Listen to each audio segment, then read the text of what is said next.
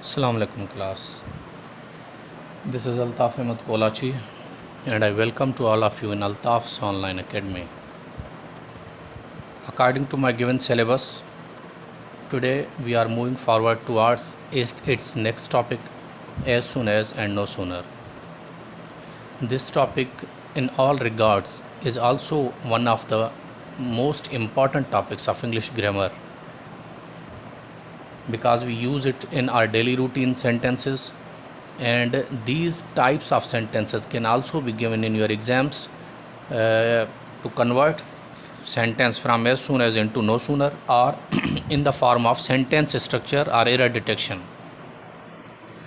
आज जिस टॉपिक पर हम बात करेंगे, जिस टॉपिक पर हम मूव कर रहे हैं, as soon as and no sooner, ये टॉपिक भी इंग्लिश का एक इंतहाई इम्पॉर्टेंट टॉपिक है, क्योंकि ये आपको कभी तो दिया जाता है एग्ज़ाम्स में एज सुन एज सेंटेंस दिया जाता है, इसको आपने कन्वर्ट करना होता है नो सूनर में, और कभी ये दिया जाता है for example as soon as का सेंटेंस ही दिया जाता है सेंटेंस स्ट्रक्चर में, तो इसकी स्ट्रक्चर में वो गलती करके देते हैं।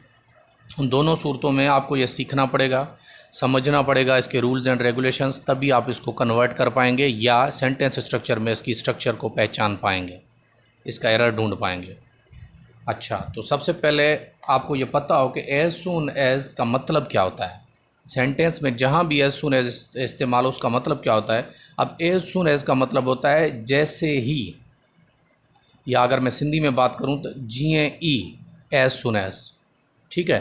आई ओपन माई बुक, मैं किताब खोलता हूँ, या माँ किताब खोलिया थो, ही कॉल्स, हु सडे थो, उर्दू में होगा वो बुलाता है। यानी इस पूरे सेंटेंस का अगर हम मतलब पढ़ें, as soon as I open my book he calls, जैसे ही मैं किताब खोलता हूँ वो बुलाता है। हम आम ज़बान में ऐसे सेंटेंसेस यूज़ करते हैं ना, कि जैसे ही मैंने उसे कॉल की उसने रिसीव कर ली, जैसे ही उसने मुझे देखा वो भाग गया, जैसे ही मैंने उसे देखा तो मैं उसकी तरफ भागा।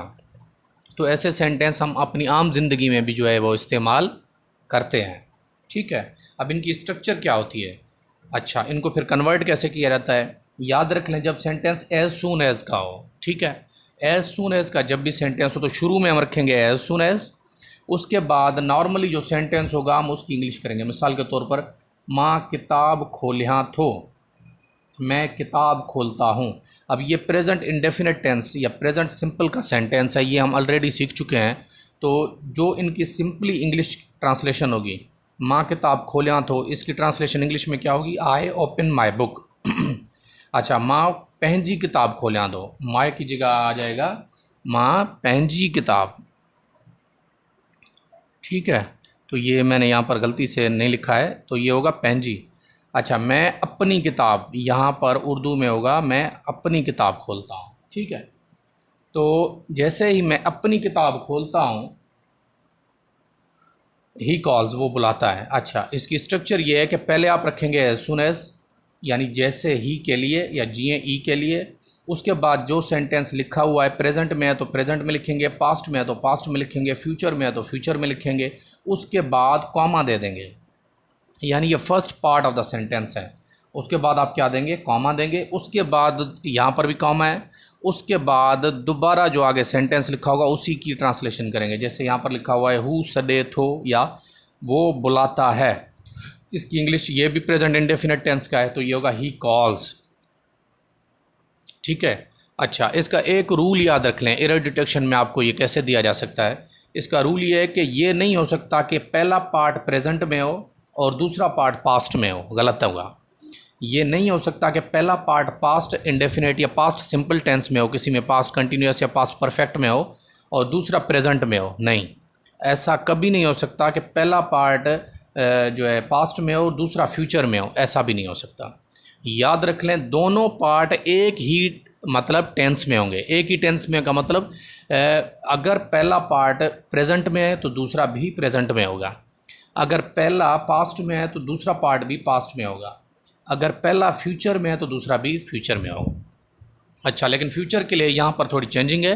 फ्यूचर का पहला पार्ट, इंग्लिश में पहला पार्ट थोड़ा चेंज होगा, वो मैं आपको अगले जब फ्यूचर पर आएंगे तो समझाऊंगा, आज प्रेजेंट की बात कर रहे हैं। अच्छा, अब प्रेजेंट में तो ये सेंटेंस आपने देख लिया, पहले एज सुन एज रखेंगे, उसके बाद जो सेंटेंस उर्दू में होगा या सिंधी में होगा उसकी इंग्लिश ट्रांसलेशन रखेंगे, उसके बाद कॉमा दे देंगे।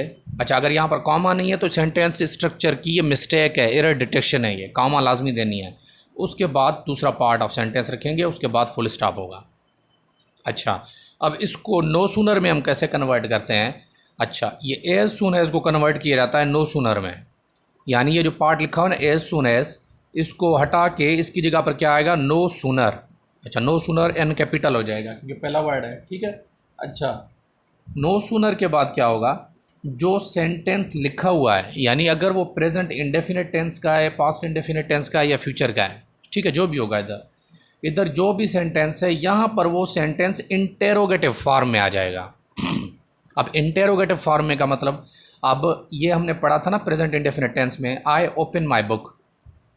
अच्छा, इसी सेम सेंटेंस को अगर हम इंटेरोगेटिव में इंग्लिश में कन्वर्ट करें तो आई ओपन माई बुक की जगह, आई ओपन की जगह क्या हो जाएगा? Do I open.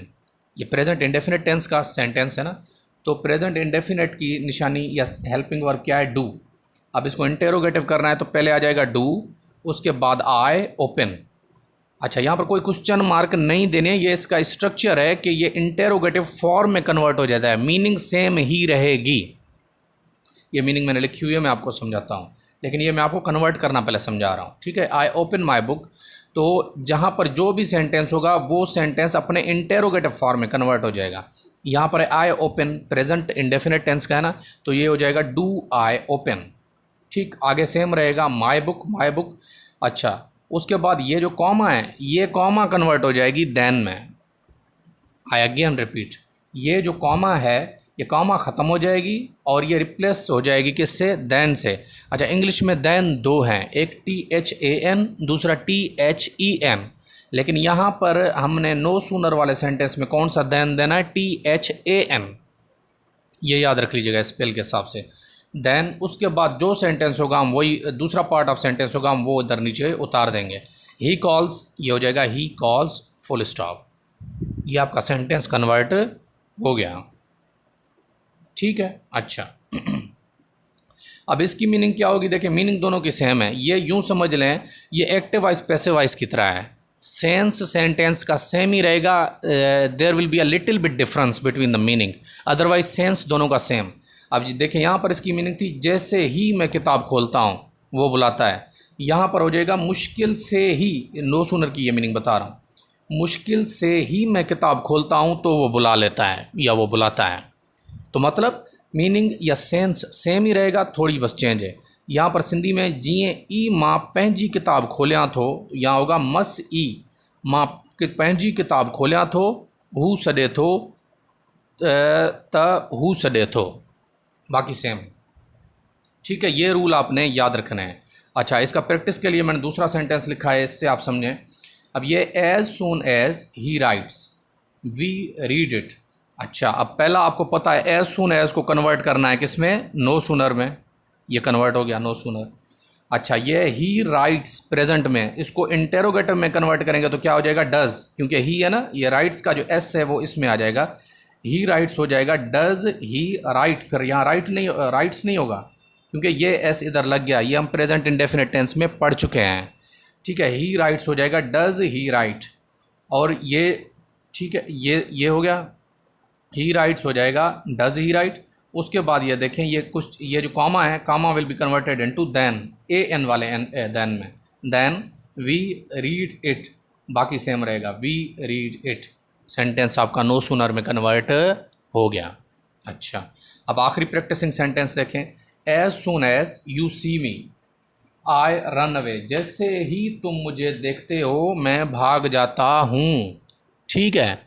अच्छा, तो यहाँ पर आप देखें ये लिखा एज सून एज, इसको हमने कन्वर्ट कर दिया नो सूनर में, ठीक। यू सी मी, इसको इंटेरोगेटिव में कन्वर्ट करेंगे, हो जाएगा डू यू सी मी, लेकिन क्वेश्चन मार्क नहीं आएगी, मैंने आपको बताया, ये बस इसकी स्ट्रक्चर ऐसी है, ठीक है, डू यू सी मी। अच्छा, उसके बाद ये कॉमा कन्वर्ट हो जाएगी किसमें? देन में। आई रन अवे सेम रह जाएगा, आई रन अवे फुल स्टॉप। ये आपका सेंटेंस कन्वर्ट हो गया होपफुली।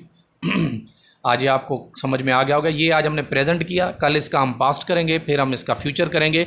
बस एज सून एज के ये 3 से 4 बल्कि मैं इसको डेज दूंगा, 4 डेज़ में ये आपका जो है टॉपिक कवर हो जाएगा। ये बस इतना ही होता है, प्रेजेंट, पास्ट और फ्यूचर इसका होता है। समझ आ गई बात। इंशाल्लाह इससे आगे हम नेक्स्ट लेक्चर में चलेंगे। Thank you very much.